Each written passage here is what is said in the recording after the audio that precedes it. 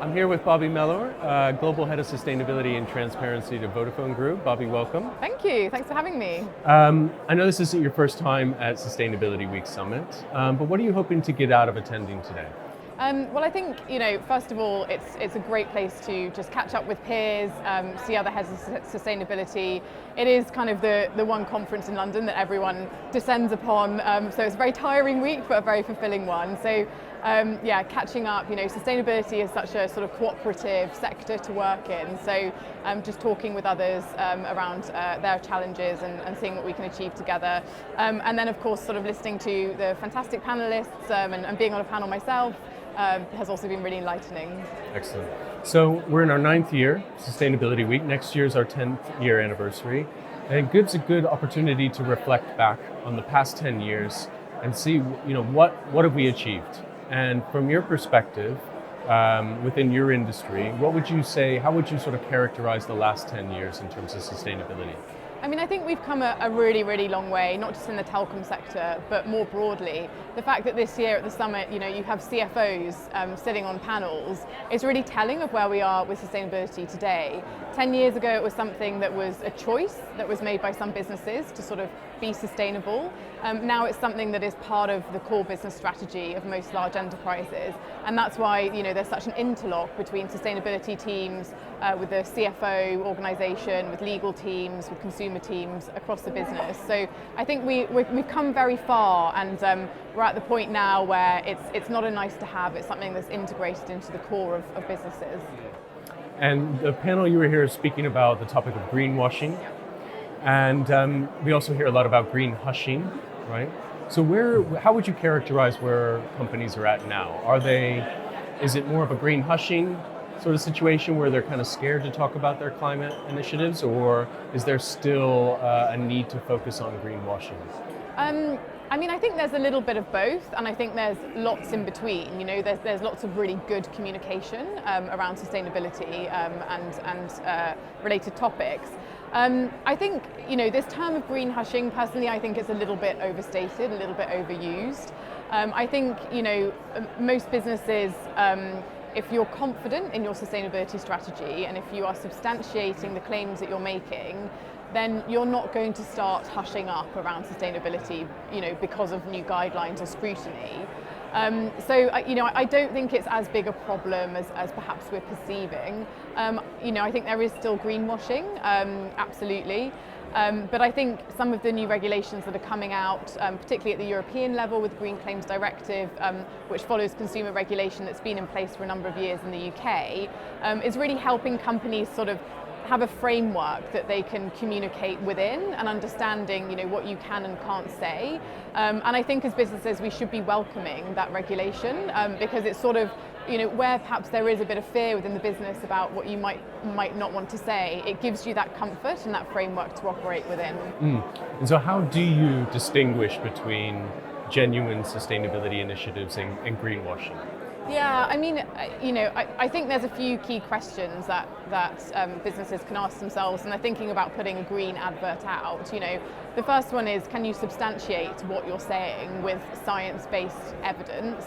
And also really thinking about, what am I actually trying to communicate to a customer here? And will they understand what I'm saying? Terms like net zero are used all the time, but I think the vast majority of consumers probably still don't actually really know what net zero means and what sits behind it.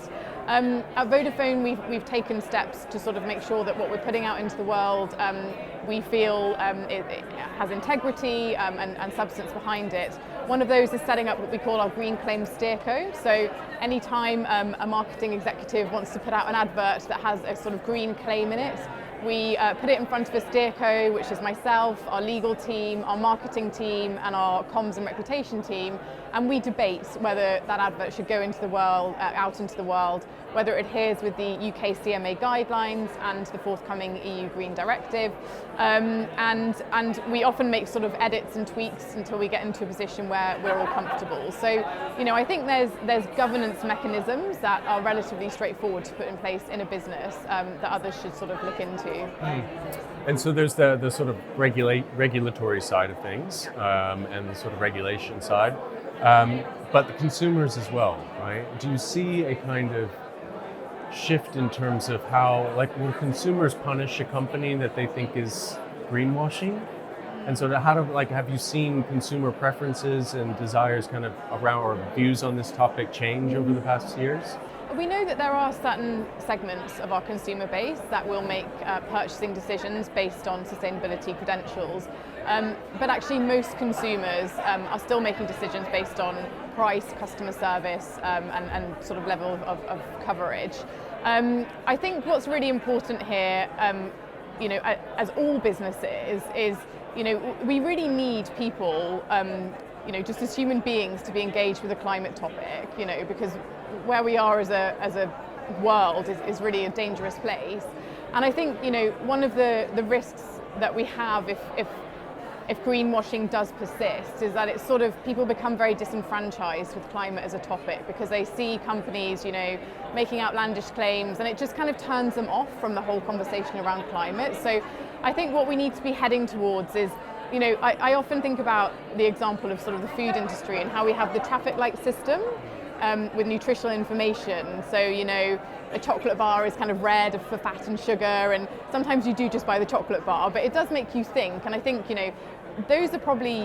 that's probably a topic that years ago we didn't fully understand, composition, calorie counts of food. And we've got to a place where there's a basic public understanding of that topic. And I often think, how do we get consumers to that level of understanding around sustainability, where they can actually compare products side by side and really actually understand the information they're getting around sustainability performance. So I think we've got a long way to go, and I think it's an effort, on behalf of businesses, but also regulators, governments, educators, to just really lift the level of public understanding on climate and sustainability as an issue overall. Do you have any examples of how Vodafone's doing that in terms of trying to educate consumers around more sustainable choices? Yeah, absolutely. So we've been working very closely with WWF on a campaign to encourage consumers to bring back their old phones to our stores. So we know that everyone has around, in the UK, 7 phones, usually in that drawer at home where you just kind of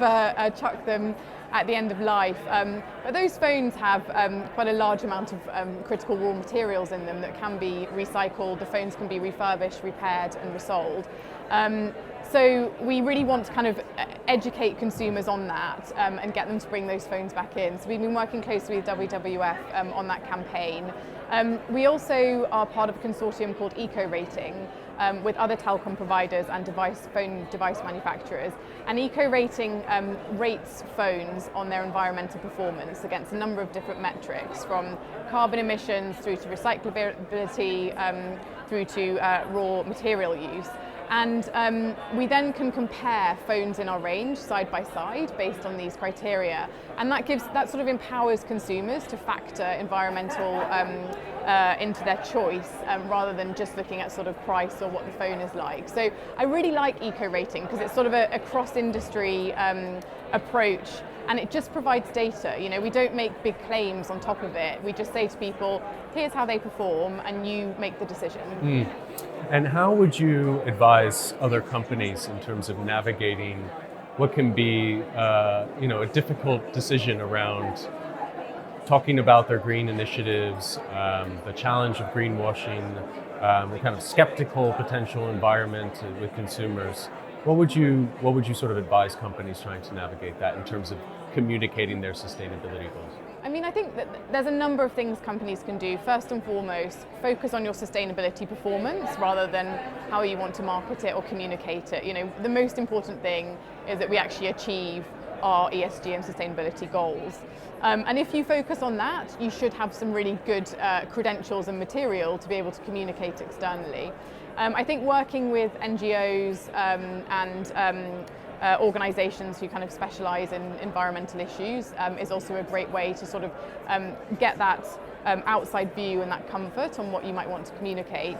And finally, like with Eco Rating, working with competitors and across the industry, because that sort of allows you to communicate with consumers as a whole, which I think kind of removing the competitive angle out of it probably promotes better behaviour in terms of making green claims.